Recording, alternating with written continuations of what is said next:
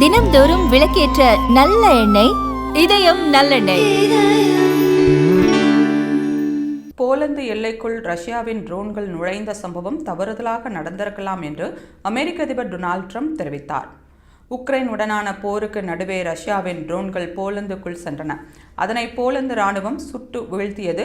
நாட்டோவின் உறுப்பு நாட்டுக்குள் ட்ரோன்களை அனுப்பிய ரஷ்யாவுக்கு உரிய பதிலடி கொடுக்க வேண்டும் என்று போலந்தும் உக்ரைனும் நாட்டோ அமைப்பை வலியுறுத்தின. மேலும் நாட்டோ ஒப்பந்தத்தின் பிரிவு 4ஐ செயல்படுத்துவதாக போலந்து பிரதமர் டொனால்ட் டஸ்க் அறிவித்தார். இந்த பிரிவு நாட்டோ அமைப்பை கூட்டி உறுப்பு நாட்டின் பாதுகாப்புக்கு இருக்கும் அச்சுறுத்தல்கள் குறித்து விவாதிப்பதற்கான. இது தொடர்பாக வெள்ளை மாளிகையில் நடந்த செய்தியாளர் சந்திப்பில் பேசிய ட்ரம்ப், இது தவறுதலாக நடந்திருக்கலாம், ஆனாலும் இந்த சூழல் தனக்கு மகிழ்ச்சியை கொடுக்கவில்லை.